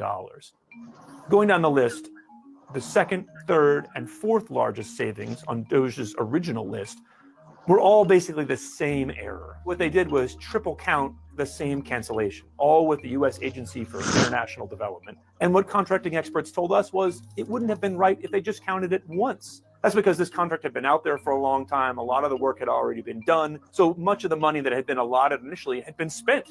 The fifth largest savings on DOJ's initial wall of receipts was $232 million. They said they saved by canceling a contract that the Social Security Administration had. When we looked into that, we realized that there was a cut there, but it was only $560,000. After we and other news outlets wrote about these major errors, the DOJ site was updated quietly to remove all of those top 5 claims. But its new version contains other errors. The new largest savings was a $1.9 billion savings. But when we looked into that, we realized the contract they were talking about had actually been canceled last year under President Biden. And when you look a little further down the list, you see that DOJ is claiming credit for contracts that expired even before Joe Biden was president. In one case, the Department of Homeland Security is claiming it saved tens of millions of dollars by canceling a contract that actually ended in 2005 when George W. Bush was president. DOJ has said it's trying to make its data accurate and it's asked the public for help in cleaning up its data. But these errors are important because they give us an insight into the way DOJ works. Much of what DOJ does is secret. It's in all these different agencies making decisions, gathering data, and we can see so little of it. And if they are this wrong about that work that we can see, if they show this much sloppiness, this much misunderstanding of the machinery of government, what does that mean about the work we can't see in all these other agencies with all this other data that's being done in secret? All right. So the issue there that I wanted to talk about is, I think as a Christian, I don't necessarily like getting into politics too much, but so much of the current events are just politics. And as politics grows, our conversation of what counts as political conversation, unfortunately, expands as well. But I want to look at this through a non-political lens. I want to look at this through a Christian lens and talking about what it means when we talk about a wolf in sheep's clothing. That I want the government to shrink. And there is going to be a lot of people that agree with me that they want the government to shrink. And there's going to be people that know that they want the government to shrink. And so they will use the language that I use because they want to take advantage of me, right? Like they want my vote, support, whatever. They want to fool me, you know? When Jesus says that Satan's coming, he doesn't say, look at all the Muslims, look at all the atheists. That's where Satan's coming from. Like, where does he say to look? Hey, watch out for your own ranks, right? Look out. That's where it's coming from, right? Your own guys. This isn't somebody who's going to show up and just say, I am the Antichrist. This is a guy who's going to say, I'm the second Christ and be wrong, right? Like this is somebody who's going to come up from within. And so it's important that when we look out in the world, that there are people that are going to talk like us and use us, and we're gonna want to be amenable to them. And I totally understand why we have so little to hope for, especially when it comes to like shrinking government, right? Like for people like me, and I don't want to speak for everybody here. Maybe there's government growers here. Like I said, I allow the Holy Spirit to dictate what people's politics are. But the thing is my team might lie to me, in which case they're not my team. Look at how we talked about Jesus with the Pharisees today, right? And it'd be so easy to look at Jesus and be like, you spend so much time on this infighting. Shouldn't you spend a lot more time looking at Rome, looking at Caesar, looking at all? Listen, the key to winning, it's not in Rome. It's not in the other hands. If Christianity, if people could go to a church and that was the place they were least likely to be sexually assaulted, as opposed to the place they are third most likely to get sexually assaulted, and they saw church as a place of safety, how many more people would be a part of the church today? If we went to the church and knew, regardless of faith, that you were going to be able to get your rent covered, grocery done, that you're going to be able to find friends, that you're going to be able to confess things that were going on in your life without having to worry about the backlash. how much stronger our faith would be. If that Christianity would be.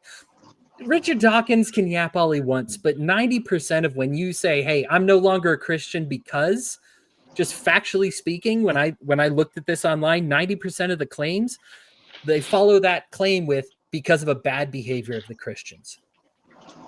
So when we talk about whether it's bad behavior Christians or libertarians or Republicans or Democrats or whatever, we need to hold our own side accountable. Get the plank out of our own eye, right? Like we always want to think the plank is in somebody else's eye, but that's not even an option within the parable, right? The plank is never in the other person's eye. It's always just a splinter. The plank is always in our eyes. We always need to be focused inward, focused on fixing ourselves. If somebody's lying to us like this, like, Elon Musk is lying about Doge and the savings that they're giving us and everything, that's not your ally. I don't care if he talks like you. I don't care if he says he wants the same things as you. He's using you, right? Like, you need to be able to hold these people to task. I think as Christians, if we hold our own to task, there's nothing this church really can't do. You guys, any thoughts either about like kind of the concept that I made, or you can talk about Doge in general if you like. The thing that you said that resonated with me the most, and I'm feeling this on a variety of different levels, is for some reason there's a subsect of people that are in our groups, like the mutual political circles that we run in and everything like that, where all you have to say is the right combination of words, and it doesn't matter what your actions are. As long as you use the terms that appeal to us, I'm doing the air quotes again, but you can't see it. They just fall in hook, line, and sinker every single time, and it's like Lucy with the football. Charlie Brown, he goes up for the kick every single time and falls on his ass because they don't learn, and it's so frustrating. They don't learn because they don't want to. They don't want to learn. I think we need to understand that. You're right. If we're going to be consistent, I'm neither a Republican nor a Democrat. But if we're going to be consistent, we need to call out the horrible behavior last night of the heckling that went on in a room that should be sacred. But that's been going on. But let's go back. That started when President Obama got in, and he did his first State of the Union, and he was getting heckled by Republicans. It started way back then in current years, and it has gotten worse since then. The Biden administration was extremely dishonest with us when it came to the significance of the severity of President Biden's health. I mean, the guy was not qualified to be in office because he was not cognizant enough because he had serious health issues. And they literally lied to the world and deceived the world. At least they tried to, but we all knew. And then we're seeing the same behaviors now. And you're right. It's just like, why can't we just be transparent and honest? Which administration was it where the guy in Congress during the speech yelled out, "You lie," and got that big scandal came out? That's the one I'm talking about. It was Obama speaking. It was Obama's first State of the Union or second State of the Union. I forget which one. And it was a Republican, and he yelled out, and then his wife could be heard muttering under her breath, "Oh damn," or something like that. And it was a big deal because he literally interrupted President Obama's speech. That was the first time I remember that sort of thing happening. Yeah, it was a big deal because he broke that breach of those rules, and now it's just happening over and over again. You're bringing up hypocrisy, so I just have to bring this up, that Jake Tapper, who was very defensive anytime somebody would question Joe Biden's mental acuity, is now writing a book called Original Sin, President Biden's Decline, Its Cover-Up, and His Disaster. Oh my gosh. Again. Oh my stars. Yeah. I will take your money, thank you. Yeah. No. Can't make that up. Not knowing Jake Tapper, my mind immediately goes, maybe he's had a change of heart. But then again, me knowing people, no, he is trying to capitalize on the new meta story that is coming out about this series of events. But like Cody, you mentioned like we need to be careful about the wolves within our community, our side, whether it's the We're church almost or done. those pretending to be. I mean, that's kind of what 1 Corinthians 5 is about, is Paul saying to the Corinthian church, like, hey, these people who claim to be a Christian and live nothing like Christ, you can judge them because they're claiming to be a Christian, but it's not your business to judge those who are not part of the church. We're not part of the family of God. We have no business doing that. But those who claim to be Jesus's followers should live like Jesus, and you are absolutely supposed to judge them. And why? It goes into there's a concept that judgment first begins in the house of God, right? That God judges his own people first before moving Right. on to those who are not his people. That's all of Israel, the northern kingdom, southern kingdom, etc. That's like the whole of Israel's story is God judging his people first before judging the world. But in First Peter, it kind of encapsulates it in like verse 17. It's for judgment to begin with the house of God. If it begins with us, what outcome will be for those who don't obey the gospel of God?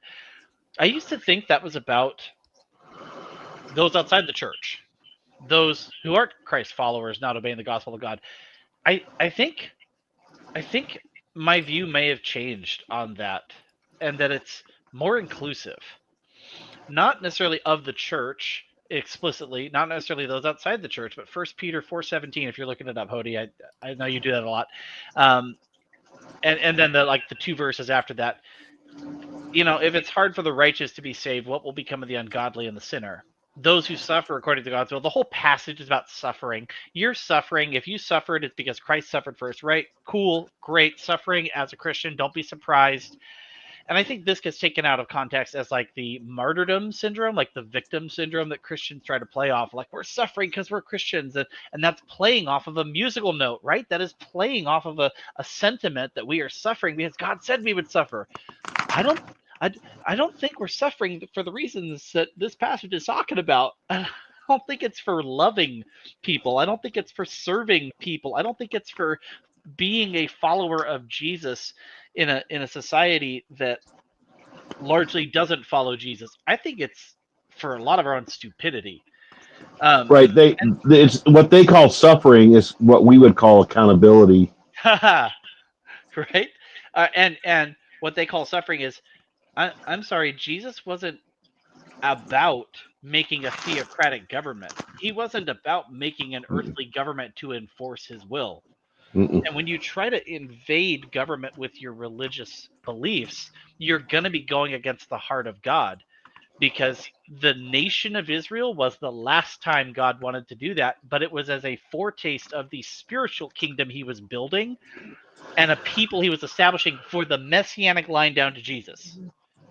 When Jesus came, he said, okay, here's what this is really about. And it changed it from a theocratic, God-centered nation, city on a hill, right? American, what is it? Exceptionalism, city on a hill. God chose us. It wasn't about that when Jesus came into the story. It stopped being about the exceptional country, and it became a spiritual country, a spiritual inheritance of the church. And there's actually entire groups of Christian denominations that say Christians have no business being anywhere near government because we can't faithfully execute it and be good followers of God. Like, we are not called to judge those outside the church. Why would we want to go be in a place where we are literally called to judge by imposing law, imposing a way of doing things? And if you're doing it right, you won't do it according to your beliefs. You'll do it according to what your elected people have told you to do. And Christians can't do that faithfully and not violate their conscience in every case, so they shouldn't be in government. Right? There's a whole section of that. But yeah, we have Abraham as our father. He can use stones, for crying out loud. I love that. Yeah. It's such hyperbole, but I love it for that reason, that God could make this stone. But what's funny about that is forming Adam out of the dust, right? And whether you believe that's a literal physical body out of dust, or whether that's yet again ordering all of creation as the cosmic temple, which is again what that, like, he'll go into that.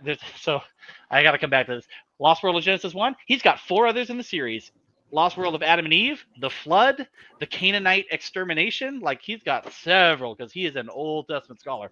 But it's talking about, God can make followers out of the stones because, lo and behold, God is so much bigger than we give him credit for.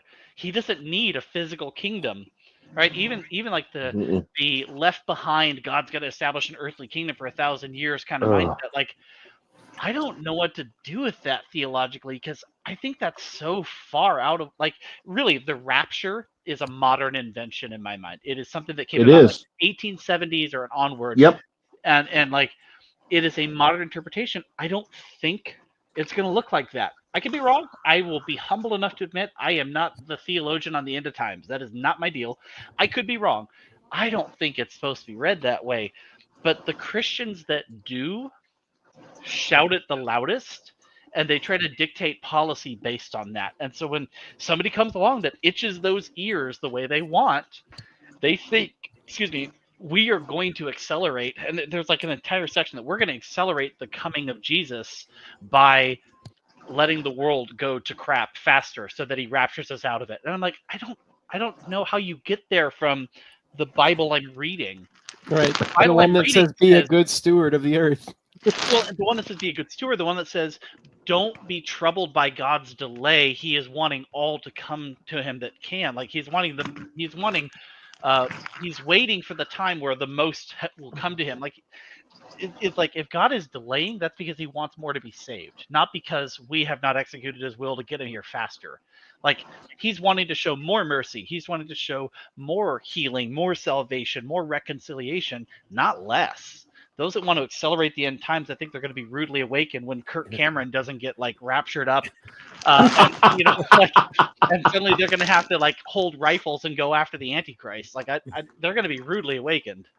I have occasionally, I think all of us have heard these circles where it's like they're intentionally trying to start World War III because that's necessary to start, like, Listen, apocalypse, right? do I believe what happened in forming the nation of Israel, the country of Israel post World War II was an end times prophecy? I think that is a component of it. I think that may have a component of the end times theology. I don't think that means we're going to suddenly be raptured up and then those left behind are going to, like, I don't think that's what's going to happen. I do think God has promised that based on some very weird interpretations of Daniel chapter 9 about what's going to happen, like the rebuilding of the temple. I think a lot of that could be very literal. That's within the ancient Near Eastern, religious beliefs. That's a possible interpretation that's valid. I don't know where I fall with that. I'll be honest. It's all good.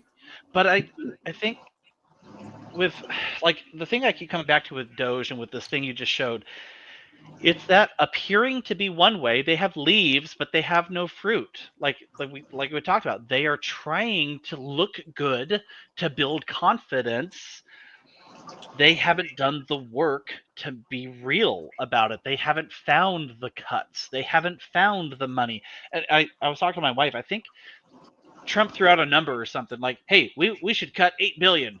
And so, like, they took it and ran with it as like a half joke that he said one time once.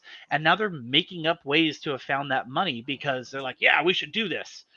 And I don't know whether he's the instigator or Musk is the instigator and Trump's going along with it. I don't know if they're all in bed together. Sure. I just know they're making stuff up. They're pulling out their backside. Like, nobody knows what's going on there. It's the quintessence of incompetence with all the power to do whatever you want with that incompetence. I can't see how people could be blinded by. I mean, I can see how people be blinded by that. But Team sports, yeah, but yeah. I just can't. Well, guys, we're over time, but I appreciate you guys spending a while with me here. Now, obviously, we didn't get to all the current events even close. Aaron, I think we probably got to 10% of your little stack there. So, as always, anybody listening here, of which there are many, please feel free to join the Love First Christians. I have a link in the description of this video. If again, so much more to say and talk about and to discuss, and I'm sure we'll do that on the Discord. If it's big enough, I'm totally cool to save it for next week. Aaron, as always, thank you. Ben and Ryan, thank you so much for coming in. I'm glad you saw the link and decided to hop on. I am too. I needed this. I surprisingly enjoyed it. You guys both added a lot for me that I really appreciate. And Aaron's nodding, so he says yes too. And he would give you the peace sign, but it cut off his hands, as Ryan did too. This magic. This is the problem with the green screen. Anyway, guys, everybody listening, thank you so much for giving us some of your Wednesday night. Again, have a blessed week, and I look forward to seeing y'all next week. Have a good one, everybody. Thank you. See ya.